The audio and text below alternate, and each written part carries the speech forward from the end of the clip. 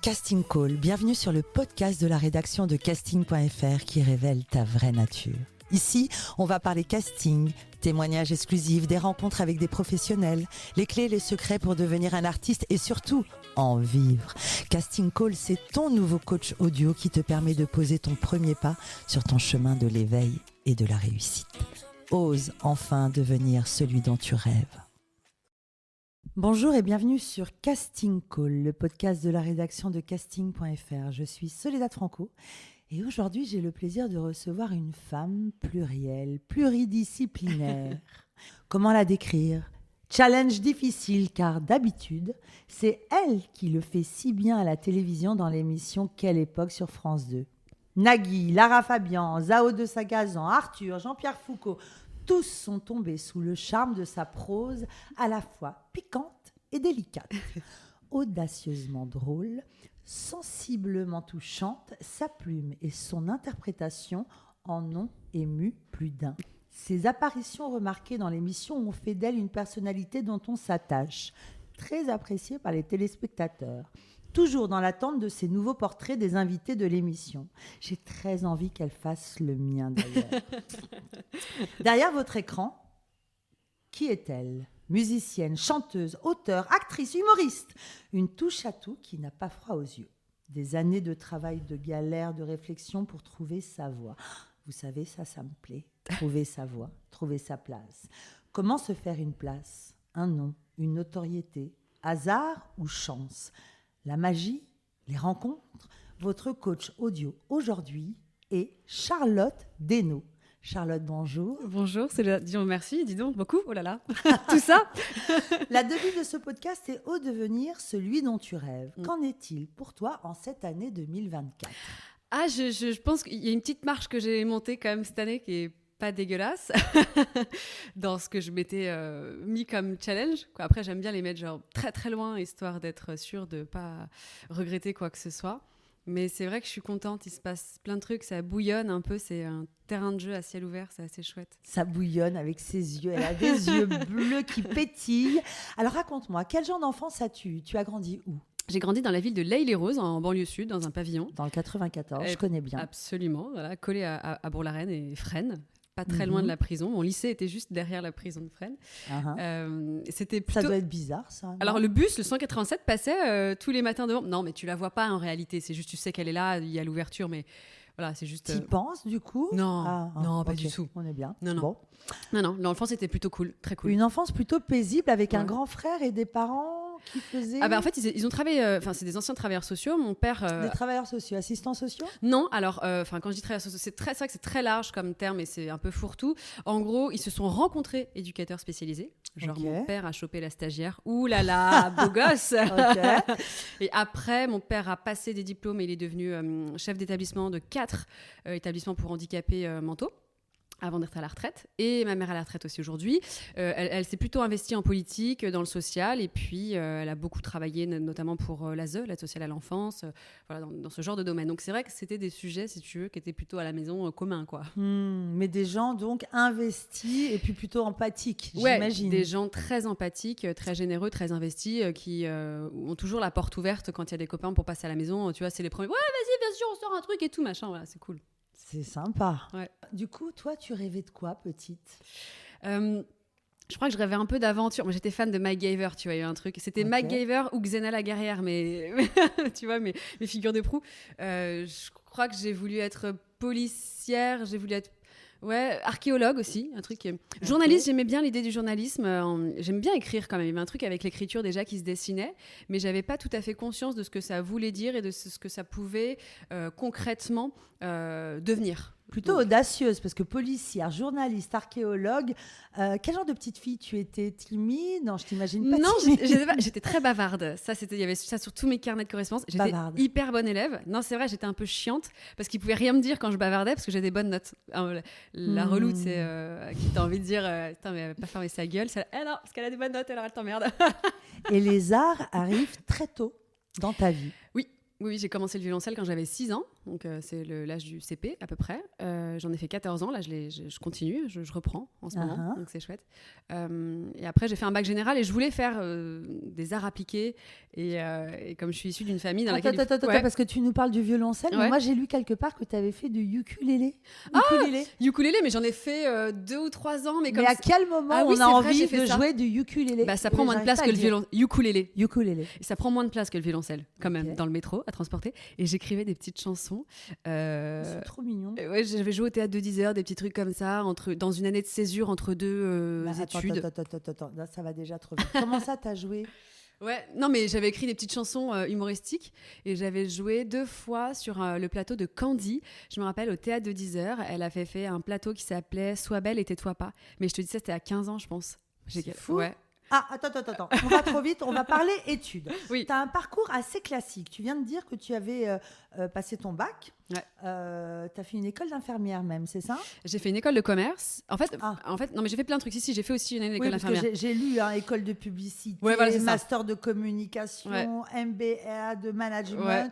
Tu te cherchais en fait. Exactement. En fait, je voulais faire des artistes quoi. Je savais pas trop ce que ça voulait dire, mais je savais qu'il y avait une dimension artistique de dessin. J'aimais bien dessiner, j'aimais bien les trucs, tu vois, les manuels où tu créais. J'adorais dessiner dans ma chambre de gosse. Vraiment, j'adorais ça. Tu pouvais me laisser des heures. Je regardais par la fenêtre et je voulais juste recopier l'arbre avec le soleil et le nuage, tu vois, avec les pastels et machin et tout ça. Et donc je voulais faire un bac littéraire. Mes parents voulaient pas. C'était un peu l'époque de la suprématie du scientifique, tu vois. Donc on a coupé la poire en deux parce que les maths ne m'aimaient pas, tu vois. C'est vraiment. Et puis moi non plus. Genre, à un moment donné, tu vois. Donc j'ai fait ES.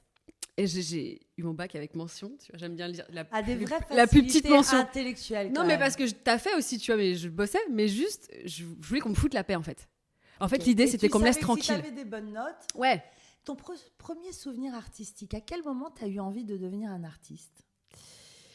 Ah là là, alors je sais pas si le premier souvenir artistique est lié au moment où j'ai voulu devenir artiste, parce que le premier souvenir artistique qui me vient spontanément quand tu m'en parles là, je crois que c'est les auditions de violoncelle à La Île-et-Rose, que j'étais à l'école nationale de musique de La Île-et-Rose, et c'était hyper flippant. Tu avais des auditions dans l'auditorium pour passer les cycles, tu vois, de niveau. Les trucs de solfège et tout, c'était horrible. Bref, tu devais apprendre ton morceau par cœur de 2 pages, et c'était hyper flippant, très impressionnant. Il y avait 4 mecs comme ça qui te regardaient dans la grande salle. Et ça, c'est mes premiers souvenirs artistiques. Après, j'ai chanté aussi beaucoup pour les Restos du Cœur. Ça, c'est un rêve de gosse, chanter pour les Restos du Cœur. Je l'ai fait dans la ville de La Île-et-Rose. Et j'ai commencé quand j'avais 13 ans. C'était une opportunité? Tu avais vu un truc? En fait, la ville de La Île-et-Rose organise peut-être encore, je ne sais plus maintenant, ce qu'ils appelaient les concerts de la solidarité. Donc 2 fois par an, un vendredi et samedi. On était une 50aine de bénévoles, des chanteurs, des théâtreux, etc. Le prof de guitare, Philippe Ray, à qui je fais un énorme bisou, qui en fait mettait en scène un spectacle au profit des Restos du Cœur. C'est-à-dire que pour entrer, c'était soit 5 € et un paquet de bonbons ou une BD, etc. Et l'intégralité de ce qu'on arrivait à récolter était distribuée aux familles pour les Restos du Cœur. Donc plutôt audacieuse, tu te présentais aux auditions, tu chantais sur scène. Ouais, j'aimais bien. En fait, c'était pas, je sais pas, ouais, il y avait un côté, je me souviens, l'année où je me suis dit ok, je vais faire les Restos du Cœur, je suis allée les voir en concert en fait. J'étais dans la salle et je me suis dit mais on se fait chier de ce côté-là. Je voulais être sur scène, moi je voulais rigoler avec les copains. Et je me souviens avoir dit l'année prochaine, je suis là-bas. Et l'année d'après, j'y suis allée. Et c'était difficile. Non, mais c'est la visualisation, le tunnel. Ouais. En fait, t'avais quel âge? J'avais 12-13 ans. Et tu t'es dit l'année prochaine, je suis sur scène. Ouais. Non, mais tu vois un peu, pour ceux qui nous écoutent, comme il est intéressant d'entendre ça. La visualisation, pour moi, c'est hyper important. Je me projette. Il n'y a que comme ça que je fonctionne. C'est-à-dire que c'est comme, j'imagine, les sportifs de haut niveau, ils s'imaginent franchir la ligne d'arrivée, ou tu vois, il y a un truc un peu comme ça. Moi, je m'imagine en train de réussir ce que je projette, ou en tout cas d'essayer. Parce que la réussite, elle est assez subjective. Voilà, déjà d'une, tu peux pas plaire à tout le monde, et puis tu vas, je sais pas, savonner sur un truc, un machin, tu vas te trouver plein de défauts dans ta prestation.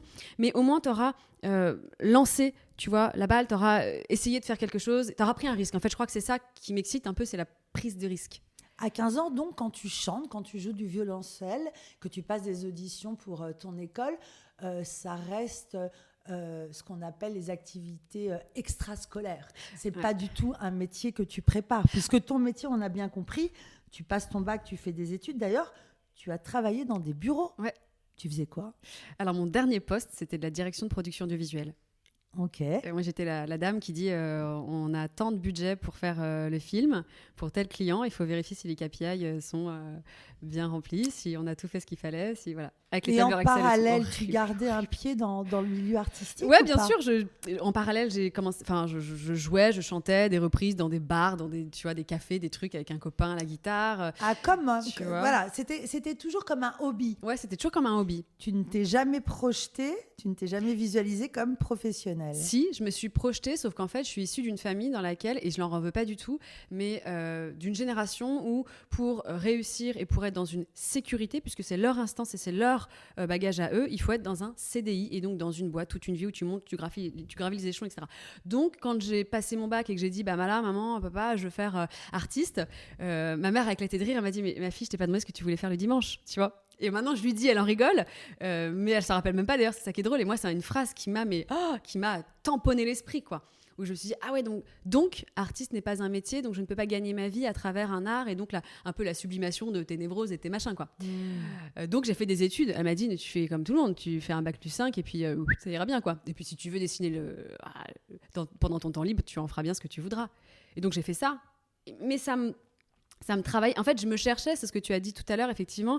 Je savais pas quel métier je voulais faire. Je crois que j'avais envie de tous les faire à la fois. C'est pour ça que la comédie, ça c'est sympa. Tu peux un peu apprendre tout plein de métiers comme ça. Voilà, je savais pas trop. Je cherchais, j'essayais de rentrer dans une case ou de faire plaisir aux parents parce que je sentais bien que ça les rassurait et qu'ils me foutaient la paix quand je faisais des études. Quand j'étais bonne élève, dis donc, c'est bien et tout machin. Et moi, au fond, c'était un mouroir quelque part. Tu vois, tu le fais. Justement, tu étais comment pendant ces années de bureau? Tu étais... Toujours très bavarde. J'étais un peu... Alors, ça dépend des structures dans lesquelles j'ai été amenée à travailler. Mais je me souviens, chez BPI France, on était une super équipe. J'en ai un très, très bon souvenir. J'étais un peu le joyeux luron quand même. BPI France, le groupe parfum, BPI France. Parfum, non, pas du tout. C'est la Banque publique d'investissement. Ah, pardon. Oh là là. Okay. Pas de problème. La Banque publique d'investissement. Et donc, j'étais au service com. Ouais, je préférais les déj et les apéros d'équipe, tu vois, globalement. Mais bon, je crois que je travaillais bien après. Mais et là, tu avais une vie avec un salaire, un CDI, un appart, etc. Changement de carrière. J'aimerais comprendre comment une employée de bureau arrive à la télévision. Est-ce un choix qu'on prend comme ça spontanément ou le fruit d'une mûre réflexion? En fait, je crois... Alors, c'est l'année de mes 30 ans, donc il y a maintenant 6 ans et demi. Je me réveille, je me souviendrai de ce matin toute ma vie où je suis dans mon 27 mètres carrés parisien qui me coûte un peu la peau du fion, hein, voilà. Et j'ouvre les yeux et je regarde ce plafond blanc et je me dis, qu'est-ce que tu fais là? T'as 30 ans, t'es pas marié, t'as pas d'enfant, t'as pas de crédit sur le dos, si ce n'est mes prêts étudiants, parce que j'avais voulu faire des prêts étudiants pour justement dire à mes parents, allez, j'endosse la responsabilité, tu vois, de mes choix, des machins, tout. Il y avait un truc un peu dichotomique qui n'est pas tout à fait assumé, mais voilà, j'avais pas, tu vois, je devais pas nourrir de bouche, quoi, c'est ça que je veux dire. Donc je me suis dit, ok, c'est maintenant ou je le ferai pas. Je pense qu'il y a un moment, il y a pas de bon moment, c'est tout le temps le moment. C'est-à-dire que faut s'écouter, tu vois. J'avais un petit truc qui me disait, casse-toi de là, tu vois. Okay. Donc j'ai fait mes petits calculs et tout. J'ai fait une rupture conventionnelle, j'ai bénéficié du chômage et en fait j'ai tout repris à zéro en me disant, il faut que je me lève tous les matins à 7h30 comme si j'avais un boss qui m'attend pour aller travailler. Tu as une tête bien faite, c'est-à-dire que tu t'es organisée. En fait, tout ce que tu dis, c'est un peu le mental d'un sportif. Hein. Ouais. Quand tu prends cette décision, c'est quoi ton objectif ? C'est de me sentir vivante, franchement. Ça peut paraître très ésotérique ou un peu oui, mais je crois que je me sentais j'étais en train de m'éteindre dans un truc qui m'allait pas très bien, ou ça aurait pu durer comme ça. C'est la définition même de l'artiste, ce que tu racontes. Être un artiste, c'est vivre et sentir des émotions. Ouais. Être inspiré, voire illuminé, je le dis toujours. Ah bah, c'est ça, c'est-à-dire qu'en fait, tu as besoin de sentir ce petit truc où tu te lèves le matin et tu te dis oh, génial, qu'est-ce qu'on va faire aujourd'hui ? Tu vas un petit côté, on va inventer un nouveau monde, on va créer des trucs et tout. Ça paraît un peu absurde et parfois très enfantin, mais tant pis. À ce moment-là, tu te dis alors je veux faire quoi ? Bah, je savais pas tellement. Enfin, ce que je voulais, c'était professionnaliser la démarche. Okay. Je m'étais dit, ok, ça a été un loisir. J'ai joué le jeu du loisir pendant tant de temps. On m'a dit, l'artiste, c'est un loisir. Ok, maintenant, pour que je sois crédible, visiblement, il faut que par moi-même, j'aille chercher à professionnaliser mon discours et donc mon travail et donc je dois réapprendre tout depuis le début. Mais donc, en tant que musicienne, en tant que comédienne? Non, j'ai pris en tant que comédienne pour démarrer, donc j'ai pris des cours de théâtre. J'ai tout repris à zéro, des cours de chant en aussi. Fait, tes employeurs, ils acceptent. Ouais. Tu prends la décision de te mettre au chômage et tu t'organises en te levant tôt le matin, une to-do list en te disant je commence par les cours de théâtre, c'est ça? C'est ça. Tu t'inscris où? Je m'inscris au cours Valmont avec Paolo Domingo, qui est Très la bien. voix française d'Aladin. Qu'on connaît bien. Voilà, je l'adore, je lui fais un gros bisou. Voilà, il me disait, je parle très vite, donc il me disait ralentis le TGV. J'avais un défaut d'articulation parce que comme je boule, je vais très vite et tout. Donc il m'a mis sur des textes classiques, c'était l'enfer. C'était dur, je pleurais parce que c'était difficile, parce que j'y arrivais pas et tout. Et il me disait mais allez encore et tout, sur les trucs de tragédie et tout, c'était hyper dur. Il me dit mais tu parles trop vite, machin, bref. Donc ça a été très introspectif et en même temps révélateur parce que j'avais envie d'être là et je voulais me donner à fond dans ce truc-là. Je pouvais y passer des plombes, c'était pas grave. J'avais pas l'impression de perdre mon temps. J'avais l'impression que ça me nourrissait, quoi. Tu te mets vraiment full time. À fond. Cours de chant, cours de théâtre. Je cours les castings. J'appelle mes copains réalisateurs que je faisais bosser avant. Alors attends. Tu pars de rien. T'as un CV vierge. Ah bah dans l'art, oui. Si, j'avais chanté, mais bon, rien de pro, tu vois. Donc qui te conseille, qui t'explique, qui te dit tiens, il faut une bande démo, il faut un CV, il faut des photos? J'ai à ce moment-là des copains qui sont plus ou moins comédiens de loin, etc., qui me font rencontrer bidule et machin et je sais pas quoi. Tu provoques des rencontres. En fait, je provoque à fond les rencontres. Je vais les chercher. Mais vraiment, c'est même pas que je vais les chercher. Je les drague, si tu veux. Je vais chercher tout le monde par col-bas en disant il faut qu'on se voit, mais j'ai besoin d'apprendre, j'ai besoin d'un contact, j'ai besoin d'un réseau, j'ai besoin d'apprendre des choses. Donc, je me mets à courir les stages aussi, beaucoup. Bravo. Le stage de Régis Mardon, qui est génial, permis de jouer. Pareil, je fais beaucoup de gros bisous aujourd'hui. Mais où là, tu rencontres des gens, tu te confrontes à la réalité du terrain. À des directeurs de casting, à des agents, à des réalisateurs qui, quand tu vas travailler une scène, vont te dire oui, non, merde, c'est bien, c'est nul. Et vraiment, moi, ça m'est arrivé. Et une directrice de casting m'a dit non, désolé, ça part de vraiment trop bas. Tu rentres chez toi, tu pleures, tu te dis bah, ça y est, j'aurais essayé, je suis nulle et tout machin. Et le soir, je suis revenue avec la rage le lendemain, la rage au bide en me disant je vais lui prouver qu'elle avait tort. C'est tellement précieux ce que tu nous dis, parce que là, justement, j'allais te demander, est-ce qu'à un moment, tu te dis, ok, je laisse tomber, c'est pas pour moi? En fait, tu as des moments comme ça m'est arrivé, des moments, mais c'est très court, très fort, très intense, où je me dis, putain, c'est nul. Tu as l'impression que l'univers te jette des tomates, que tout le monde te hue dans la rue, alors que personne ne te connaît, tu vois. Juste toi, tu te fais un truc en disant, oh putain, je suis vraiment nulle, je suis qu'une merde. Et tu as l'impression que les gens qui ont réussi n'ont eu aucune embûche, ce qui est totalement faux. Il y a une croyance et un fantasme, et je crois que quand vraiment on veut réaliser un rêve, un truc, etc., il faut tuer le fantasme de ce truc-là, de c'est facile, tu as juste à claquer des doigts et tu montes sur un tapis rouge, que dalle. Tu bouffes la merde, et tu la rebouffes, et tu la rebouffes, jusqu'à ce qu'à un moment donné, tu te dises « Ah tiens, c'est un goût un peu meilleur, est-ce que je commence à toucher du doigt quelque chose qui me semble agréable, dans lequel je me reconnaisse, et dans lequel j'ai une reconnaissance de mes pairs ?» C'est hyper long, mais même maintenant, ça l'est toujours, ça le sera toujours, je pense. C'est tellement précieux ce que tu nous dis pour tous ceux qui veulent se lancer et qui nous écoutent. En fait, tu l'as imaginé comme un sportif, en imaginant ton travail, en t'organisant et avec cette résistance. C'est-à-dire que tu avais ton objectif et rien, même un directeur ou une directrice de casting qui pouvait te dire les pires méchancetés, parce que ça arrive, et on l'a tous connu. Ça ne t'ébranlait pas? Je me suis dit, en fait, j'ai un plan A, j'ai 0 plan B, et je ne veux pas que quelqu'un d'autre décide à ma place. Hors de question. Très rapidement, alors, je ne sais pas si très rapidement, mais on enchaîne sur des séries. Alors, Le Remplaçant, Intersection, Munch. Ouais. Comment tu décroches ces castings? Tu t'en souviens ou pas? En fait, je rencontre, dans le stage Permis de jouer avec Régis Mardon, je rencontre Julien Seri. Vous entendez, c'est ce que je dis tout le temps. Comment on fait pour se lancer? On participe à des stages, on s'inscrit dans des cours de théâtre. Tu me fais plaisir, Charlotte. Non, mais en fait, il faut se bouger. Je crois donc voilà, c'est ça. Je rencontre Régis Mardon, puis je rencontre Julien Seri sur le stage Permis de jouer. Et Julien Seri apprécie mon travail et il me dit tiens, je veux que tu passes ce casting-là. Je passe les castings et je l'obtiens et c'est cool. Voilà. Et c'est cool. Tu es une amoureuse des mots. Ouais. D'ailleurs, tu faisais un concept assez fun sur Instagram, démo. Ah oui, c'est vrai. J'adore. Ouais. Où est-ce que tu apprenais, où tu apprenais un mot méconnu à tes auditeurs? En fait, on a l'impression que t'as un cerveau qui est infatigable. Je me trompe? En fait, je m'ennuie très vite. C'est presque... Alors, c'est pas maladif, je dirais peut-être pas jusque-là, mais j'ai besoin de m'occuper souvent. Et sinon, je me dis, mince, je suis inutile. Et puis, t'as vite fait de te faire balader par tes propres angoisses, par tes propres... Tu vois. Donc, j'aime bien remplir en me disant, même si c'est cool aussi de scroller de temps en temps devant 2-3 merdes, mais c'est un puits hyper facile dans lequel tu tombes de scroller. Je le vois parfois, je dis putain, mais ça fait 2 heures que je fais de la merde. Quelle horreur. Et après, j'ai l'impression de m'auto-flageller, tu vois. J'ai une amie à moi qui me racontait qu'Instagram lui disait stop ça, c'est dur, après ça. 4 heures. Waouh, 4 heures, jamais j'ai fait. Qu'elle était capable de rester 4 heures. C'était pendant le confinement, non? Et toi, tu aimes les mots.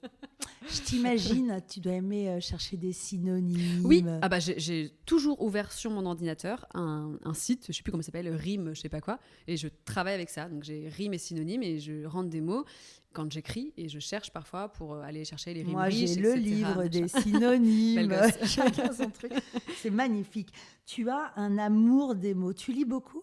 Oui, j'aime bien lire. Je trouve que c'est comme ça qu'on apprend plein de choses. Je suis très team papier. J'ai du mal avec les liseuses. Je sais pas pourquoi, pourtant c'est tellement pratique les liseuses, mais je n'en ai pas.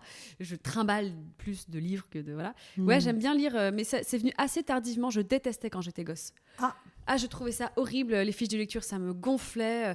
Vraiment, je n'aimais pas lire. J'étais lente à la lecture. Pourtant, tu nous racontais que tu avais plutôt envie de faire des études littéraires oui. et non... Oui, tout à fait, mais j'étais lente. En fait, je sais pas pourquoi. Il y a un truc. Mon cerveau était très lent et je lisais tous les mots. J'ai du mal à t'imaginer lente. C'est vrai. À la lecture, très lente. Ça a changé, mais ouais. En tout cas, comme beaucoup, le déclic, c'est pendant le confinement. Valicap. Ah oui. Alors ça, je m'en souviens, le nom de ton concept vidéo humoristique sur le handicap avec Philippe Croison, comme quoi on est toujours celui dont on vient. Parce que cette histoire d'handicap, ça me rappelle un peu le métier de tes parents. Ouais, exact. Raconte-nous qui est ce monsieur, Philippe Croison. Mon champion, je lui refais un gros bisou. Voilà, que des bisous aujourd'hui. En fait, j'ai fait un tournage un jour pour la semaine du handicap dans une boîte. Et je rencontre Ada Abdelli, qui est co-auteur de la série Vestiaire sur France 2. Je rencontre Grégory Cuiron, qui est un chef d'ailleurs de cuisine qui n'a un seul bras et qui avait fait, je crois, Top Chef, un truc comme ça. Et bref, on est sur le tournage, tous ensemble. Fin de tournage, et donc le réalisateur dit bravo, fin de tournage, on applaudit tous. Et Ada Abdelli dit ouais, on applaudit tous, ça fait un sauf toi, Greg, hein, tu peux pas. Et tout le monde éclate de rire, tu vois. Et Greg, le premier, est mort de rire. Et je me dis waouh, ah ouais, on a le droit. Moi j'ai envie de rire si tu veux, mais j'ose pas. Et il y a tout un moment où il y a cette frontière entre ce que toi tu oses faire, tu sais, toujours ce moment, est-ce que les gens vont oser rire, ils ont envie, mais le qu'en dira-t-on si on les voit en train de rire à ça alors que c'est des méchants? Pas du tout. Donc je me mets à éclater de rire et j'écris cette vidéo valicapée, tu vois, en sortant du tournage. Et je me mets à Twitter à ce moment-là, très tardivement, je crois que c'était en novembre 2020, quelque chose comme ça, et je le poste sur le compte de Philippe Croison. Et dans les 5 minutes, je reçois un message privé. Et lui, il avait rebalancé sur son réseau avec la force qu'il a sur les réseaux. Et il me dit bravo sur cette prose autour du handicap, c'est vachement bien écrit. Je me dis putain, si lui me dit ça, c'est que j'ai pas écrit trop de merde, a priori. Et puis on commence à tchatcher, à s'envoyer des conneries et tout. Et un jour, il me dit est-ce que tu veux écrire un sketch pour nous, pour moi, ensemble et tout. C'était le confinement. Je pense que lui avait moins de conférences.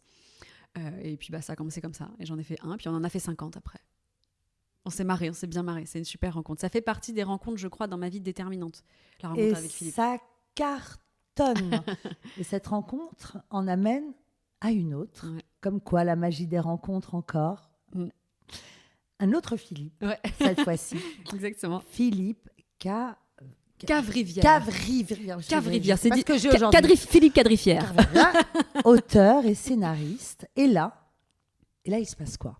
En fait, Philippe, à ce moment-là, est sur RTL le soir. C'était Thomas Soto, c'était à 18h, je crois, un truc comme ça. Et donc, moi, j'écris des trucs avec Philippe Croison et je poste les vidéos. Et puis, je fais des stories sur les chroniques de Cave-Rivière parce que je le trouve hilarant. Et un jour, il me répond « Bravo, c'est vachement bien ce que tu fais avec Philippe Croison. » Oh, je dis putain, Philippe Cave-Rivière, il a dit que j'étais marrante.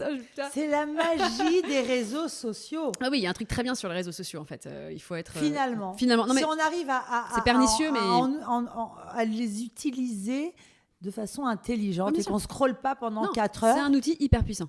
Voilà. Et donc, on copine comme ça.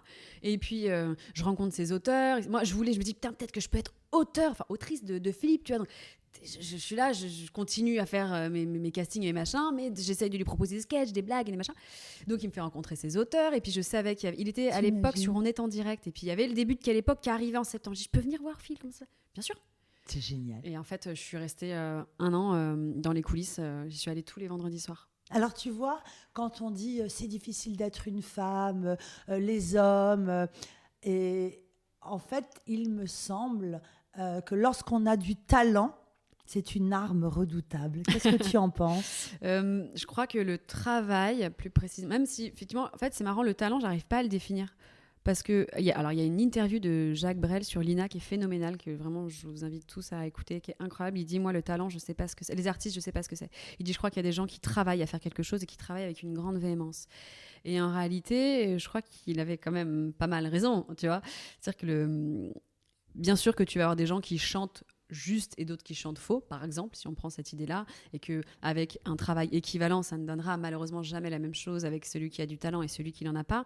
Mais vraiment, je crois qu'il y a une notion de travail qu'on a tendance à oublier malgré nous, parce qu'on imagine que les choses sont faciles. C'est un peu le côté pernicieux des réseaux sociaux, malgré tous ces côtés positifs en tant qu'outil, c'est qu'on a la sensation de l'instantanéité. On s'imagine qu'en fait, t'arrives du jour au lendemain comme ça, sans rien faire, sans effort. Je crois que le goût de l'effort, on l'a perdu. Moi, j'ai ce côté un peu dur au mal où je me dis, j'y retourne, et tant pis si ça fait mal, et ben c'est pas grave, au moins j'aurais essayé. En fait, je veux pas, tu vois, regretter de pas avoir essayé quelque chose et tout. Le ridicule ne tue pas. Tu vois, déjà.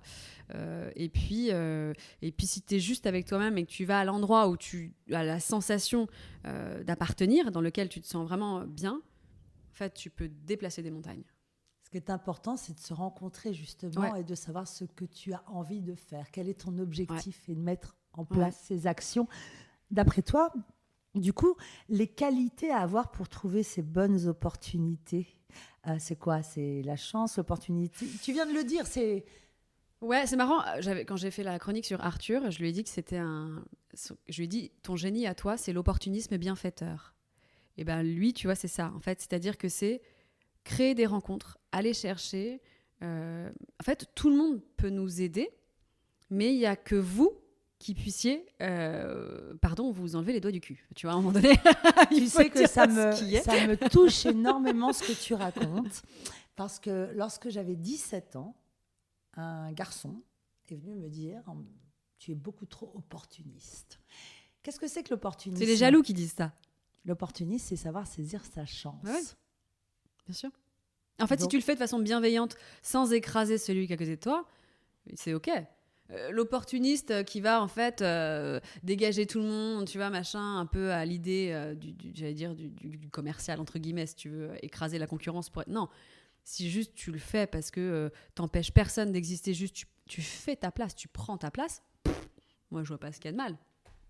Tu nous racontais comment en septembre 2023, les téléspectateurs te découvrent dans Quelle époque? Moi aussi je me découvre à ce moment-là. Cette émission diffusée sur France 2, présentée par Léa Salamé, l'émission qu'on aime tous et tous les artistes rêvent d'être invités. Tu as un rôle assez particulier dedans. Tu n'es ni chroniqueuse, bref, t'es toi-même, audacieuse, émouvante. Tu fais le portrait des invités, tu chantes avec Lara Fabian, tu fais pleurer Nagui, pas mal. Ça cartonne en audience et sur les réseaux sociaux. D'après toi, pourquoi ça marche autant? Est-ce que tu sais? J'aimerais avoir une réponse toute faite à te donner, mais j'en ai pas. Je crois que, en tout cas, de la petite expérience que j'ai et de ce que je peux voir avec j'allais dire un peu de recul. J'ai pas de recul, je suis la tête dans le guidon. Je peux pas te dire que j'ai du recul, c'est pas vrai, je suis en plein dedans. Donc j'en ai pas. Mais en tout cas, je crois que les chroniques ou les billets d'humeur, je sais pas trop comment on peut appeler ça, mais qui ont le plus fonctionné,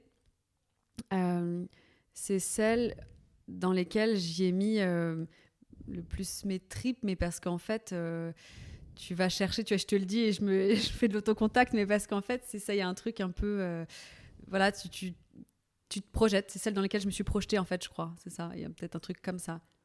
Peut-être. Tu te projettes et puis tu ressens les personnalités. J'essaye de boire le plus possible. J'essaye de faire éponge et de regarder plein de trucs sur eux, plein de vidéos, plein de matières, de voir à quel moment, dans une interview, ils ont essayé de cacher quelque chose, ou à quel moment ils ont eu un œil qui a frisé ou un petit sourire, tu vois, ou un moment de pudeur, ou à l'inverse, quelque chose qu'ils ont voulu absolument raconter qui a du sens pour eux. J'essaye d'aller chercher toute cette matière-là pour avoir le plus de richesse possible et derrière, essayer de synthétiser avec des rimes. Ce sont des sketchs que tu prépares toute seule, Oui. tu écris accompagné, Non. comment ça se passe? Toute seule. Toute seule. Et tu révises l'interprétation? Ah ouais, j'ai un grand miroir à la maison et il faut que je sorte les lignes, ne serait-ce que pour les apprendre. Et puis parce que même si je les lis, j'ai besoin quand même de m'en être un petit peu imprégnée, parce que t'as vite fait de te prendre les pieds dans le tapis parce que j'ai dansé avant, donc je suis essoufflée, parce que nani, nanana, et puis il faut quand même avoir un regard posé sur l'invité. Sinon, je sais qu'il y a des chroniques sur lesquelles j'étais coachée, tu vois, sur ma feuille, parce que je m'étais pas assez relue, très certainement. Et donc, tu as aussi l'adrénaline. Tu en as deux pour moi. Tu as l'adrénaline porteuse. Je l'adore, celle-là. Elle est grisante. Elle t'emmène au bout du monde. Et tu as l'adrénaline baladeuse. Celle-là, je la déteste. C'est celle qui fait qu'il y a un truc, il y a un facteur extérieur qui vient te foutre en... Ah, t'es là, merde, j'avais pas prévu ça. Puis, du coup, tu te sens pas assez près. D'un seul coup, tu dis, merde, j'ai pas assez travaillé. Et ça peut arriver. Mais donc, je me dis, je préfère cravacher et travailler 1000 fois plus pour faire en sorte que si jamais cette adrénaline baladeuse arrive, je la dégage, tu vois, pour que la porteuse revienne, quoi. Tu es sacrément culottée. Est-ce que parfois, tu as eu un peu le trac face à un invité? Ah bah bien sûr. Ah bah évidemment. Genre qui dit... Alors déjà, j'ai le trac à chaque fois. Chaque fois, je me dis, oh, j'espère que ça va lui plaire. À chaque fois, je me dis, ah putain, je sais, je suis à la face, à l'escalier avec ma Bertie d'amour, assistante de prod chez nous, avec son casque et tout. Elle me dit, tu vas y arriver, c'est super. Je dis, Bertie, on est une team, on est ensemble, et ce truc, tu vois. Sous se fout de ma gueule et dans les Vraiment, couloirs. t'es une sportive dans l'âme. On est une team. En fait, je le dis pour tout le monde, mais en vrai, je le dis pour moi, c'est hyper égoïste. Tu vois, on est tous ensemble. Tu le dis pour toi, c'est important. Et j'ai eu peur devant tout le monde. Alors, ouais, un qui m'a vraiment fait peur, c'est Jérémy Ferrari, parce que... pour moi, monstre sacré de l'humour, et c'est ce que je lui dis d'ailleurs. Et donc, et puis voilà, lui qui a fait le Ondar, lui qui aujourd'hui a un humour qui est extrêmement précis, ciselé, très aiguisé dans son écriture. Donc, ouais, j'avais vachement peur, et en même temps, plus j'avais peur et plus je voulais y aller. Il y avait un truc un peu inconscient, mais. Et justement, quand tu es face à des personnalités, parce que tu as quand même reçu de grandes personnalités. Comment tu fais? Tu te connectes à toi-même, tu te concentres, tu te prépares, tu oublies l'invité et juste tu travailles sur tes mots. Comment tu fais? Quand je prépare, tu veux dire, ou quand je suis face à eux? Quand tu es face à eux. Parce que moi, il m'est arrivé de recevoir des personnes comme toi qui m'intimident un peu. Oh, de douce, non, faut pas. Bah oui. Et alors, du coup, à quoi tu te connectes pour dépasser ces peurs? Parce que j'imagine que tu as le trac. Ouais, bien sûr, j'ai le trac, en fait, mais au moment du poème, je crois que je me mets dans un espèce de tunnel. J'ai l'impression que c'est ce qui se passe, en tout cas. C'est-à-dire que je les regarde et je me dis, quoi qu'il arrive, on est tous les deux. On est là et il se passe quelque chose.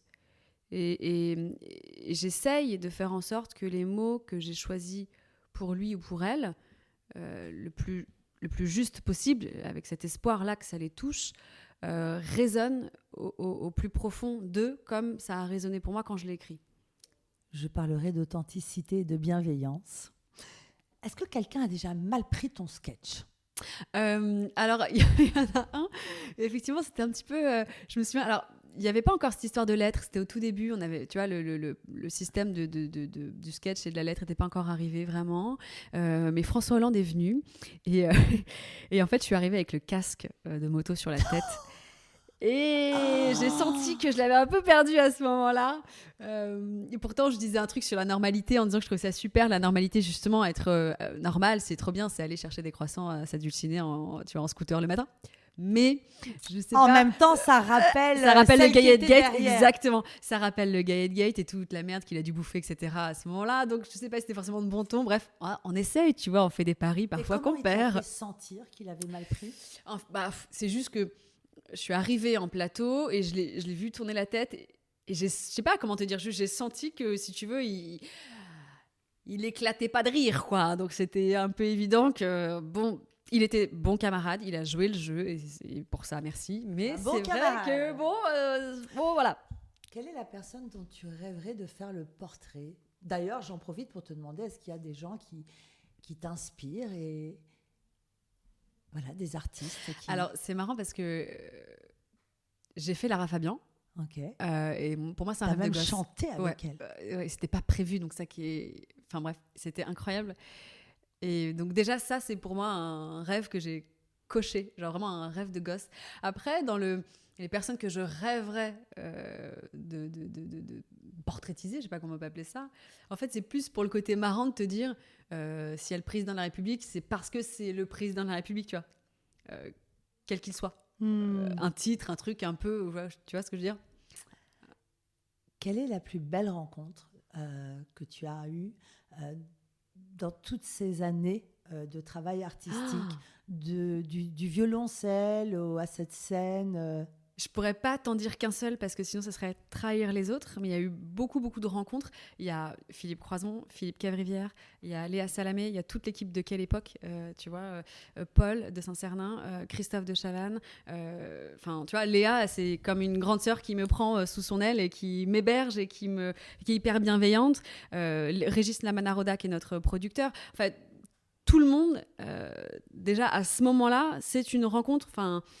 Et puis après, tu rencontres des gens aussi, des invités. Patrick Fiori, qui m'invite à chanter au Zénith de Dijon, tu vois, et à qui après je dis viens, on va chanter à l'Olympia pour le concert des Invincibles. Olivier Goy, Olivier Goy, incroyable, évidemment. Et la suite, alors, c'est quoi ? Parce que tu es une artiste pluridisciplinaire et c'est bon de recevoir des artistes françaises qui écrivent, chantent, jouent. Tu rêves de quoi, là ? C'est marrant que tu me poses cette question. Et souvent, moi, au début, quand je voulais arriver à faire quelque chose sans savoir réellement quoi, on me disait bah ouais, mais tu vois, tu chantes, tu joues la comédie, on sait pas trop, il va falloir que tu choisisses. Et c'était horrible pour moi. La France. Ouais, c'est très français, absolument. Mais ça change. Oui, c'est en train de changer. Donc, je me suis dit, attends, j'ai pas du tout envie qu'on m'enferme dans une case et qu'on m'impose un choix. S'il y a pas de case, c'est pas grave, je vais créer la mienne, tant pis, tu vois, avec toute l'audace. Et ça peut paraître prétentieux, je m'en tape, parce que c'est difficile de la créer, cette case-là. Mais après, il y a déjà des artistes qui chantent et qui font de l'humour, tu vois. Putain, je vois sa tête. Qui chantent et qui font de l'humour. Oui, Camille Lelouch. Ah, bah oui. Enfin, Camille Lelouch. Non, mais tu vois, voilà. Donc, je pense qu'on peut de plus en plus être pluridisciplinaire. Aujourd'hui, je ne saurais pas comment te répondre. J'ai envie de chanter, j'ai envie de jouer à la comédie, j'ai envie d'écrire des poèmes et j'ai envie de mettre tout ça dans un spectacle et faire ah voilà, bah c'est ça, j'ai fait ça. Et chanter avec Patrick Fiori le 27 avril dernier au Zénith de Dijon, pardon. C'est pas mal. C'était incroyable. Une carrière de chanson, parce que tu parles beaucoup de Lara Fabian. J'ai l'impression que la chanson... Ouais, en fait, mon rêve de gosse, moi, c'était d'être chanteuse, vraiment. Le truc que j'avais au fond des tripes, c'était quand même le chant. Il y avait un truc, si tu veux, je trouvais ça incroyable parce que la voix, tu transportes beaucoup d'émotions, beaucoup d'énergie à travers ce que tu envoies, les hautes ou les basses fréquences, les vibratos ou pas, enfin bref, les voix de tête, les voix de poitrine. Enfin, je trouve qu'il y a une immensité et un champ des possibles incroyable. Et puis, par la force des choses, et le marché de la musique étant un petit peu compliqué aussi maintenant avec le streaming, bref, je me suis orientée différemment et c'était OK. Et je suis allée voir ce qui se passait du côté de la comédie, tout ça. Et là, le fait d'avoir chanté au Zénith de Dijon avec Patrick Fiori, à l'Olympia avec Patrick Fiori, c'est fou. Tu te prends une claque. C'est inégalable, en fait. Mais c'est presque une drogue, en fait, si tu veux, cette adrénaline-là. C'est-à-dire que moi, j'ai pas dormi après. Pendant une semaine. Avant, j'ai bien dormi, j'ai fait des siestes et tout, c'était cool. C'était c'est trop bien, je vais faire le Zénith. Je me rendais pas trop compte. Tu vois pas les gens, ils sont 8800. Mais d'un seul coup, tu te prends un élan d'amour, de partage, c'est waouh. Est-ce qu'on a cette même adrénaline après une émission ? Alors, on a cette même adrénaline. Je pense qu'il y a il y a une différence parce que si tu es en direct ou pas, déjà, ça change. Le rapport direct avec le public, il est instantané. Donc, c'est une grosse claque. Je dirais qu'en plateau, il est génial, mais en 2 temps. Tu as cette période où tu enregistres, tu fais le truc où tu es un peu et après, tu as le retour réseaux sociaux, le machin, tu vois ton travail, en fait. Alors que quand tu es sur scène, tu le vis peut-être, je sais pas. Moi, j'adore les deux. Hein. Il y a beaucoup de gens qui disent oui... c'est plus noble, la scène, etc., machin. Les tournages, c'est un peu du semi-métier, je sais pas quoi. Moi, je suis pas d'accord parce qu'en fait, il y a une finesse dans les tournages parce que la caméra, elle vient te chercher là, donc t'as intérêt à être un tout petit peu juste dans tes jeux. Et en même temps, la scène, c'est waouh, quoi. Ton premier souvenir artistique, c'est le violoncelle. Ouais. Ta première scène, c'était quand tu as chanté. Patrick Fiori qui... t'invite à plusieurs reprises sur scène. Et alors, tu penses pas écrire des chansons ? Si, je suis en train, là, en fait. Là, je suis en train... Je voulais un scoop, un truc. Ouais, je suis en train d'écrire. En fait, l'idée, c'est d'avoir un spectacle un peu musical, quand même, avec quelques chansons. Ouais, pour derrière aller sur scène. Tu l'imagines ? Bah ouais, bien sûr, je l'imagine vachement. Tu le visualises ? Je le visualise, je me projette 1000 fois, 2000 fois, 3000 fois s'il faut. Mais ouais, je me projette beaucoup. J'aime beaucoup quand même la musique, le chant, c'est phénoménal ce que ça... Et en même temps, je me verrais pas faire un truc classique, juste, entre guillemets, et c'est pas du tout réducteur ce que je veux dire, mais un album, point. J'ai envie que dans un spectacle, on puisse raconter des trucs et on fasse des blagues et on se raconte des choses, il y a des poèmes et des machins et des moments, il peut y avoir de la musique, tu vois, un truc un peu...